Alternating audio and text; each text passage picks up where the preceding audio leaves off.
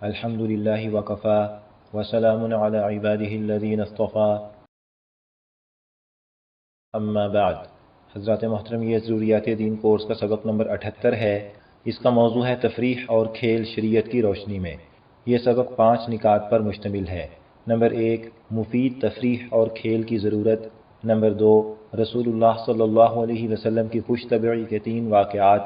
Number 3، مزاح کے آداب۔ نمبر 4، نبی اکرم صلی اللہ علیہ وسلم کے زمانے کے کچھ کھیل اور ورزشیں۔ نمبر 5، کھیلوں کے بارے میں شرعی ہدایات۔ اب ان نکات کی تفصیل سمجھیے۔ نمبر 1، مفید تفریح اور کھیل کی ضرورت۔ محترم سامعین، ہمارا دین ہمیں بامقصد زندگی گزارنے کی تلقین کرتا ہے اور اسلام ہمیں وقت کی قدر و قیمت پہچاننے کی تعلیم دیتا ہے۔ مسلمان کی یہ شان نہیں کہ کوئی بیکار کام کرے جس کا نہ دنیا میں کوئی فائدہ ہو اور نہ آخرت میں کوئی فائدہ ہو۔ اللہ تعالیٰ نے کامیاب ہونے والے مومنوں کی خوبیوں میں ایک خوبی یہ بھی ذکر فرمائی ہے، وَالَّذِينَ هُمْ عَنِ اللَّغْوِ مُعْرِضُونَ، اور جو بیکار کاموں سے منہ موڑے ہوئے ہیں۔ بیکار کاموں سے مراد ایسے کام ہیں جن میں نہ دنیا کا کوئی فائدہ ہو اور نہ آخرت کا کوئی فائدہ ہو۔ نبی اکرم صلی اللہ علیہ وسلم کا ارشاد ہے، آدمی کے اسلام کی ایک خوبی یہ ہے کہ وہ بیکار کاموں کو چھوڑ دے۔ آدمی پر بسا اوقات تھکاوٹ یا اکتاہٹ بھی طاری ہو جاتی ہے، جسے دور کرنے کے لیے کسی قدر تفریح اور کھیل کی ضرورت پیش آتی ہے۔ اسلام چونکہ انسان کی طبعی ضرورتوں کو بہترین طریقے سے پورا کرتا ہے، لہذا تفریح اور کھیل کے بارے میں اسلام کی عمدہ تعلیمات دیکھیے۔ نمبر 2، رسول اللہ صلی اللہ علیہ وسلم کی خوش طبعی کے 3 واقعات۔ نمبر 1، ایک شخص نے آپ صلی اللہ علیہ وسلم سے سواری مانگی تو آپ نے فرمایا، میں تمہیں اونٹنی کا بچہ دوں گا۔ اس نے عرض کیا کہ میں اونٹنی کا بچہ لے کر کیا کروں گا؟ آپ صلی اللہ علیہ وسلم نے فرمایا، ہر اونٹ اونٹنی کا بچہ نہیں ہوتا۔ نمبر 2، حضرت انس رضی اللہ عنہ کا ایک چھوٹا بھائی تھا، اس کے پاس ایک پرندہ تھا جس سے وہ بچہ کھیلتا تھا۔ اس پرندے کا نام نغیر تھا۔ نغیر پرندہ فوت ہو گیا۔ ایک دن رسول اللہ صلی اللہ علیہ وسلم حضرت انس رضی اللہ عنہ کے ہاں تشریف لائے تو ان کے بھائی کو غمزدہ دیکھ کر پوچھا، یا ابا عمیر ما فعل النغیر؟ چھوٹا بچہ کسی کا والد نہیں ہوتا، لیکن آپ صلی اللہ علیہ وسلم نے اسے مذاق کے طور پر ابو فرمایا ہے۔ یا ابا عمیر ما فعل النغیر کہنے کو تو ایک جملہ ہے، لیکن آپ صلی اللہ علیہ وسلم کی زبان مبارک سے ارشاد ہوا ہے اور علماء نے اس ایک جملے سے 60 کے لگ بھگ فوائد اور اسباق سمجھے ہیں۔ نمبر 3، نبی اکرم صلی اللہ علیہ وسلم نے حضرت انس رضی اللہ عنہ سے مذاق کے طور پر فرمایا تھا، یا ذا الاذنین، اے 2 کانوں والے۔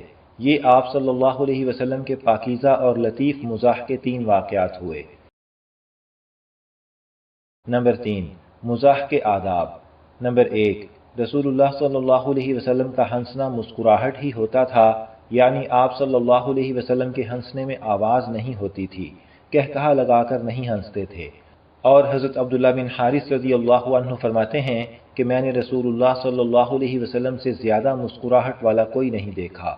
نمبر 2، ہنسی مذاق میں اتنا انہماک نہ ہو کہ دل میں غفلت پیدا ہو یا کسی ضروری کام میں خلل آئے۔ نبی اکرم صلی اللہ علیہ وسلم کا ارشاد ہے، زیادہ نہ ہنسو کیونکہ زیادہ ہنسنا دل کو مردہ کر دیتا ہے۔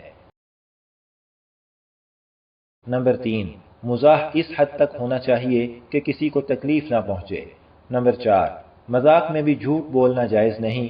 نبی اکرم صلی اللہ علیہ وسلم نے ارشاد فرمایا، تباہی ہے اس شخص کے لیے جو لوگوں کو ہنسانے کے لیے جھوٹ بولے، تباہی ہے اس کے لیے، تباہی ہے اس کے لیے۔ البتہ مذاق میں ذو معنی کلام کرنا جائز ہے۔ نمبر 5، دین کی کسی بات کا مذاق اڑانا سخت گناہ ہے اور اس سے ایمان ضائع ہو جانے کا خطرہ ہے۔ نمبر 4، نبی اکرم صلی اللہ علیہ وسلم کے زمانے کے کچھ کھیل اور ورزشیں۔ نمبر 1، دوڑ لگانا۔ رسول اللہ صلی اللہ علیہ وسلم نے خود حضرت عائشہ رضی اللہ عنہا کے ساتھ 2 دفعہ دوڑ لگائی ہے۔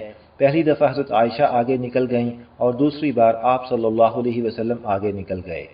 نمبر 2، گھوڑ دوڑ۔ نبی اکرم صلی اللہ علیہ وسلم نے جہاد کے گھوڑوں کی دوڑ لگوائی ہے۔ نمبر 3، تیر اندازی اور نشانہ بازی۔ رسول اللہ صلی اللہ علیہ وسلم ایک دفعہ بنو اسلم قبیلے کے پاس سے گزرے، وہ تیر اندازی کا مقابلہ کر رہے تھے۔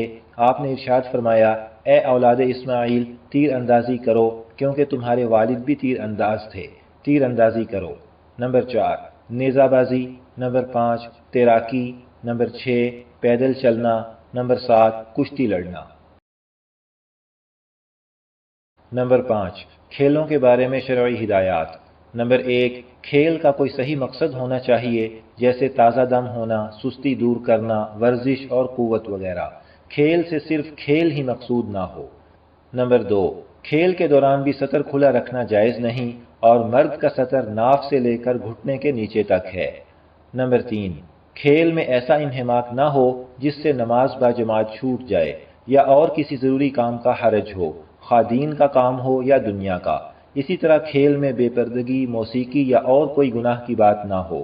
نمبر 4 ایسا کھیل نہ ہو جس میں کافروں یا فاسقوں کے ساتھ میل ملاپ ہو، اور نہ ہی ایسا کھیل ہو جس سے ان کے ساتھ مشابہت کی رغبت پیدا ہو۔ نمبر 5 کھیلوں کے ٹورنامنٹ کی عام طور پر یہ صورت ہوتی ہے کہ سب ٹیموں سے انٹری فیس کے طور پر رقم لی جاتی ہے اور جیتنے والی ٹیم کو انعام دیا جاتا ہے۔ اس طرح کھیلنا جائز نہیں، یہ جوا ہے۔ نمبر 6 جس کھیل میں کوئی بات خلاف شرع ہو اسے دیکھنا بھی جائز نہیں۔ نمبر 7 پتنگ بازی، کبوتر بازی، بٹیر بازی، شطرنج کھیلنا، تاش کھیلنا وغیرہ یہ سب کھیل ناجائز ہیں۔ یہاں پر ضروریات دین کورس کا سبق نمبر 78 مکمل ہوا۔ انشاءاللہ تعالی سبق نمبر 79 کا موضوع ہوگا آداب معاشرت اور حقوق العباد۔ اللہ تعالیٰ سے دعا ہے کہ ہمیں ہر حال میں شریعت کے دائرے میں رہنے کی توفیق دیں، آمین۔